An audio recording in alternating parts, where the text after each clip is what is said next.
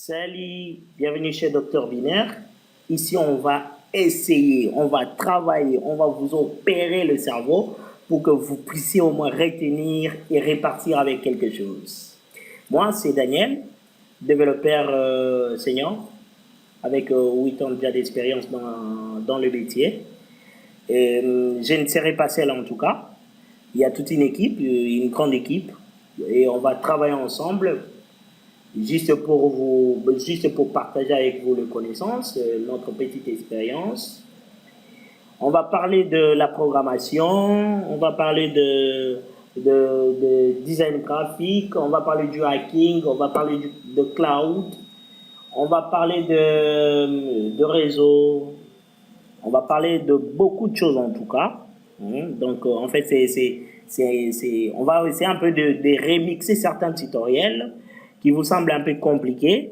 Donc, par exemple, vous avez regardé un tutoriel où on a expliqué en anglais. Vous n'avez qu'à nous envoyer un mail avec le lien du tutoriel. On va regarder, on va essayer un peu de réfléchir, de débattre avec l'équipe et puis de refaire le tutoriel, soit en français pour que vous puissiez avoir un peu l'idée et essayer un peu de vous décanter.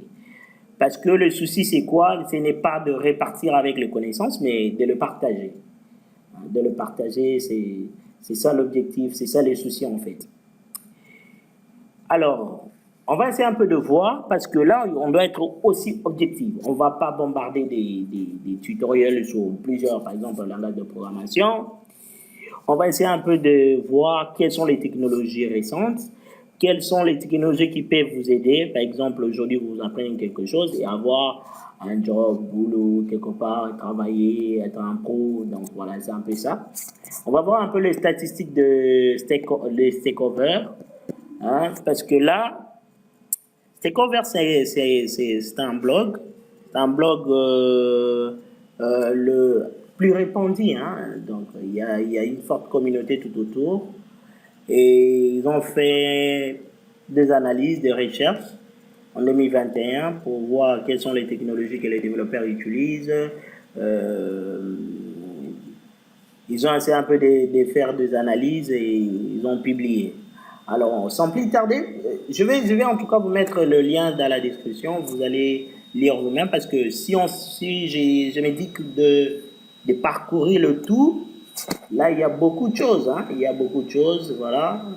Rubrique par rubrique. Profil développeur, technologie, travail, communauté, méthodologie.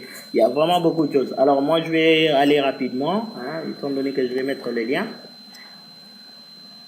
Je vais aller au niveau de technologie. On va voir les technologies les plus populaires parce que c'est très important de travailler sur les technologies récentes pour que vous essayiez un peu d'être à jour. Par exemple, là, on dit ceci. Par exemple, ici, Python dépasse SQL pour devenir notre 3e technologie la plus populaire. Et Node.js passe à la 6e technologie la plus populaire. Donc voilà un peu dans Python. Aujourd'hui, le Python est plus utilisé au niveau de data science, le machine learning, ainsi de suite. Donc Python était un peu puissant ces derniers temps. Je vois le langage de programmation des scripts et des balises. JavaScript termine sa 9e année consécutive en tant que langage de programmation le plus courant utilisé. Pour la plupart des développeurs, la programmation est une programmation web. Python a changé de place avec SQL pour devenir le 3e langage le plus populaire. Donc voilà un peu. Alors, on va parler de JavaScript. 63,96. C'est très important de parler de JavaScript. De HTML, CSS. HTML, CSS, on va parler de CSS avec le framework Bootstrap Tidy CSS. Tidy Style. Donc voilà. Ce sont les 2 frameworks un peu le plus utilisés. On va parler de Python, de SQL, de Java, de Node.js, de Manuscript, Bash, C++, PHP, C, PowerShell, Go. C'est pas aller, parce que là j'ai traduit, je ne suis pas très doué en anglais. Voilà, Go. Kotlin, Rust, Ruby, Dart, Ensemblist, Swift. Donc vraiment, on va essayer un peu de parcourir. Hein, les soucis, c'est quoi? C'est-à-dire, on parcourt un peu le langage de programmation pour vous aider à faire le choix. Par exemple, vous orienter, moi je vais être un dev Python, un dev PHP, un dev Ruby, un dev C+. Donc, vous orientez un peu. C'est pas, l'objectif n'est pas que vous soyez un développeur multilanguage, un multilangage développé avec plusieurs langages, non. Mais au moins s'orienter et avoir son langage préféré et voir parcourir un peu, c'est pas aussi mal parce que vous allez vous retrouver dans des situations où vous travaillez dans une équipe où les gens plus de gens travaillent sur Ruby et si vous n'avez pas l'idée, c'est un peu compliqué. C'est très important aussi de parcourir et de faire son choix. Donc, on va aussi parler de... Là, vous allez parcourir des databases, certains SGBD, gestionnaires de bases de données. On va parler de MySQL, de PostgreSQL, de SQLite, de MongoDB, de Microsoft SQL Server, Redis, Maria, Firebase, Elastic, Oracle, DynamoDB, ainsi de suite. Hein. On va vraiment essayer un peu de parcourir aussi. On va travailler aussi sur le cloud, voir comment configurer le VPS, avoir son propre serveur.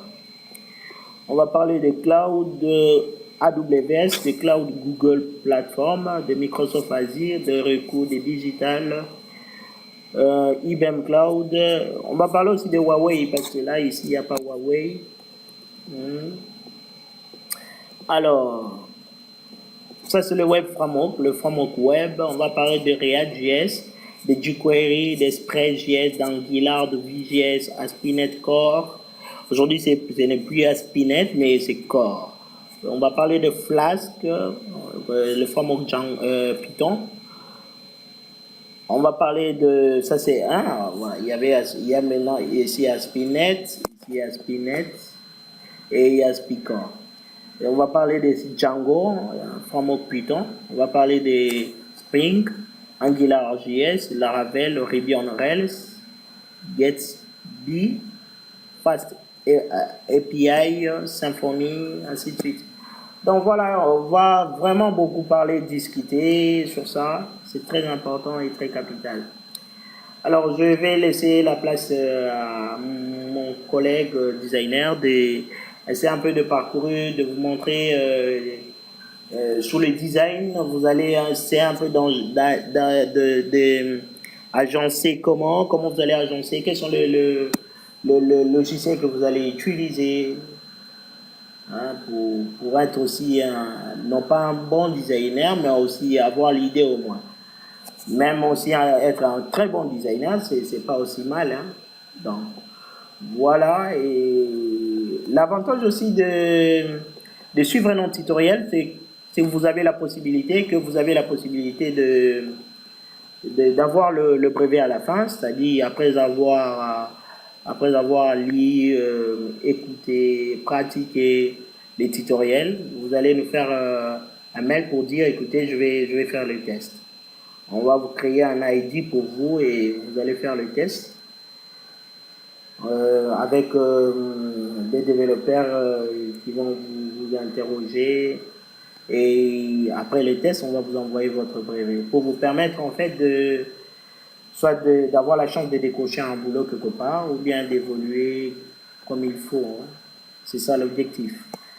Alors, vraiment, c'était un grand plaisir et je vous laisse continuer avec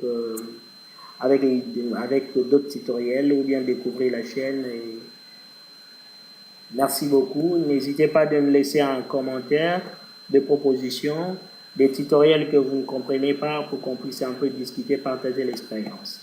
Merci, ciao. À la prochaine. Merci cher Daniel. Alors les amis, salut, moi je suis José. Je suis José, graphic design. Alors aujourd'hui on se retrouve, bon j'espère qu'on va faire beaucoup de choses avec vous, mais je vais introduire aujourd'hui les graphic design. Je vais faire une petite introduction par rapport à ce qu'on verra les jours qui viennent. En fait, je vais faire une introduction sur les designs graphiques. D'abord, les fondements sur les graphismes. Alors, il y a quelqu'un qui peut me poser la question, c'est quoi les designs graphiques? En fait, c'est quoi? Bon. Alors, comme on peut parcourir directement sur la toile, parce que c'est là qu'on tire toutes les idées, et ça dépend d'une façon à une autre pour les agencer et donner un résultat meilleur. Alors, les designs graphiques, simplement, c'est l'art ou la compétence qui consiste à combiner des textes et des images dans des magazines, des publicités ou des livres. Ou carrément, on pourra dire que design graphique, ou appelé également design de communication, c'est l'art et la pratique de la planification et de la projection d'idées et d'expériences avec du contenu visuel ou textuel. Bon, là déjà on comprend que dans les designs graphiques, il y a les éléments qui interviennent. Il y a d'abord l'art et les textes et puis les visuels. Alors, tout au long de notre parcours, ici, on va bien voir comment agencer ces trois éléments pour arriver à un résultat meilleur.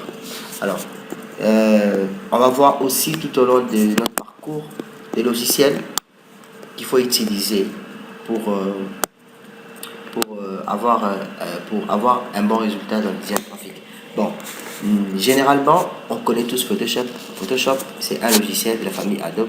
Il est le plus utilisé. Pourquoi? Par sa simplicité et ses interfaces. À part ça, il est plus commercialisé. Et déjà, avec Adobe a plus de logiciels et ces logiciels sont plus commercialisés. Voilà pourquoi Photoshop est toujours classé en premier lieu. Mais cela ne veut pas dire pour autant que il n'y a que Photoshop comme logiciel de traitement ou des retouches d'images, ainsi de suite. Vous voyez? Alors, Photoshop est plus avancé parce que il a été retouché beaucoup de fois, vu sa commercialisation sur le marché, et ainsi de suite. Alors, avec vous, on verra aussi CorelDRAW. À part CorelDRAW, on verra Illustrator. À part Illustrator, on verra Corel Painter. À part Corel Painter, on verra aussi GIMP. Voilà, alors le jour qui vient, on va voir tous ces logiciels, comment et quelles sont les différences qui en font en fait. Alors, on va aussi voir déjà comment on peut arriver à faire des affiches, des brochures, des chartes, des gestold, de l'imagerie, le logotype, de l'infographie, du packaging, la typographie, la signalétique, la publicité, la responsive, le multimédia, le graphisme, les identités visuelles, la couleur, et ainsi de suite. Alors, tout ça fera l'objet déjà de notre parcours durant les temps qu'on aura à produire des tutos. Voilà. Alors, on va aussi voir